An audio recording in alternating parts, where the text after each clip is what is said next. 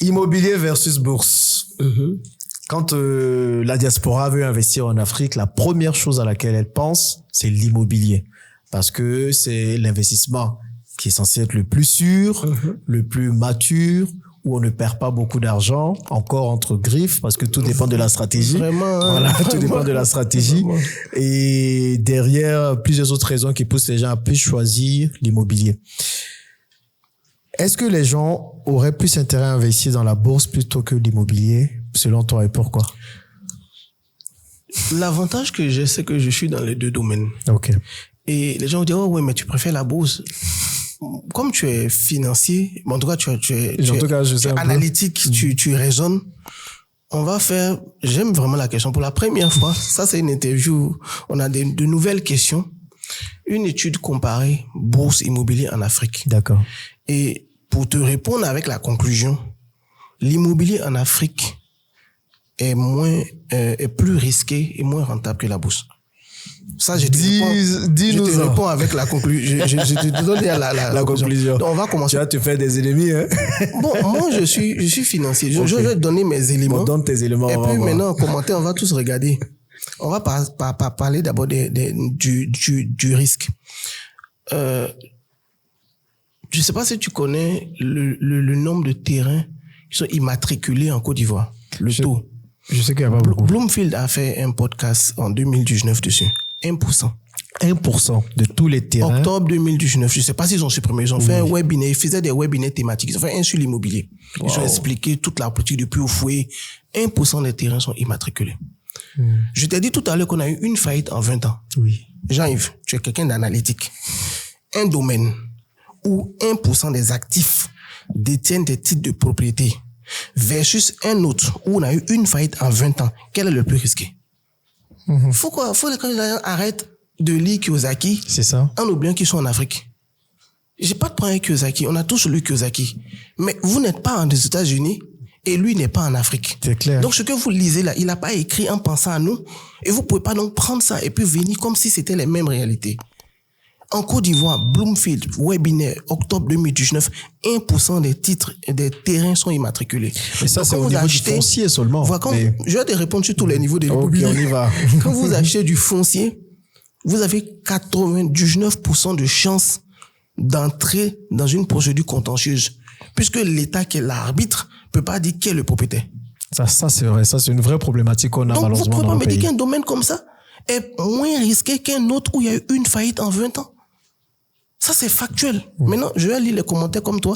Et puis, on va voir. Et puis, tu vas voir. On avance sur la partie construction.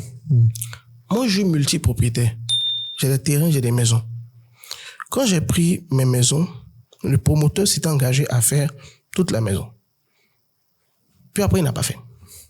Donc, tu viens, tu visites, c'est pas fait. Et puis après, il dit non, c'est-à-dire que si on fait, on va mal faire.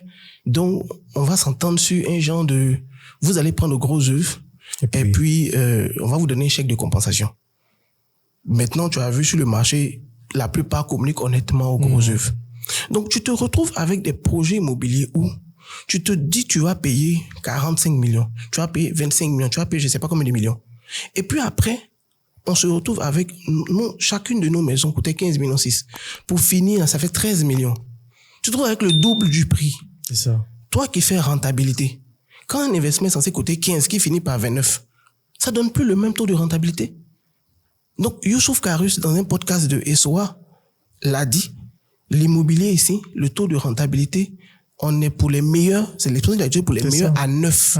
Je t'ai dit que le taux de rendement de départ chez nous est à 10. C'est de la finance, les gars. C'est pas un débat. Maintenant, si vous me sortez des taux de rentabilité qui sont à...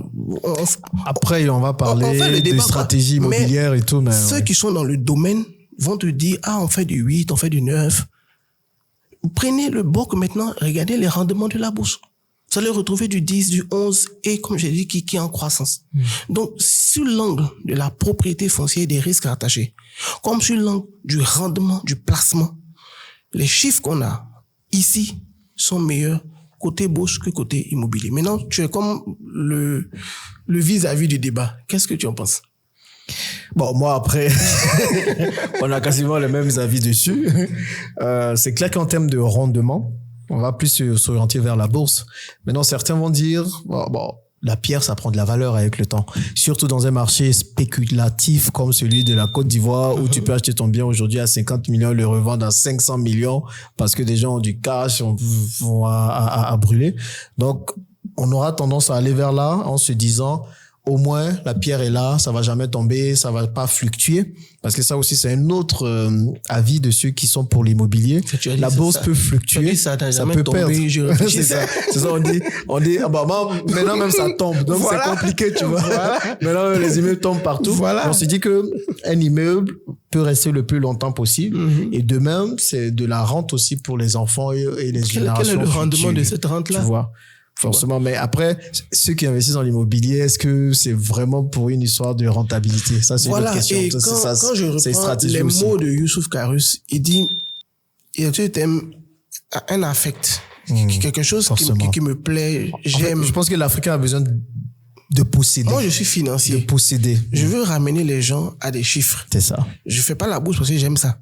Je fais la bourse parce qu'elle me rapporte de l'argent. C'est sûr. Donc, je veux juste dire, tu peux faire de l'immobilier. Ça va prendre la valeur. Tu me sors le taux de comment ça s'appelle? Valorisation. Et puis on réfléchit. Mais tu peux pas juste dire ça et puis on n'a qu'à croire. Donc, je vais mettre des chiffres pour que tu vois. La prise de valeur des actions, puisque là, on a les chiffres. Une action prend aussi de la valeur. C'est ça. Il faut qu'on le dise aux gens. Non, mais c'est ça. Cette prise de valeur-là dépend maintenant de chaque entreprise. Mais je vais vous donner 3 exemples pour que les gens comprennent. Tu as des prises de valeur circonstancielles du fait, par exemple, d'un événement comme la CAN avec Servère. Oui. Servère coûtait 1200, 1250 en début d'année. Ça coûte 2600 actuellement. Ça fait du 100% en moins de 12 mois. Donne-moi une maison qui fait du 100% en moins de 12 mois. Donc, la bourse est différente de l'immobilier parce que la prise de valeur fonctionne différemment. Tu as des prises de valeur longues, tu as des prises de valeur courtes, donc tu as le choix. C'est clair. Donc, tu as du 100% en 12 mois qui s'est déjà passé. On élargit l'horizon, on va prendre les BOA 2000, du juillet 2019, 3000, actuellement, BOA Côte d'Ivoire à 9000. Tu as du 300% en 5 ans qui s'est déjà passé. Société Générale, tu te mets en 2005, tu te mets en 2024, tu es sur du 1500%. Tu connais combien de maisons qui coûtaient 30 millions, qui coûtent maintenant 450 millions? Donc, nous, ce qu'on dit, c'est que sur tous les horizons, on peut vous donner des chiffres. Quelqu'un peut dire, je veux faire la bourse pour 3 mois. On peut vous dire, bon, c'est pas recommandé, mais en 3 mois, voilà des choses qui se sont passées. On peut te donner la même réponse sur 20 ans. Donnez-moi les chiffres de l'immobilier.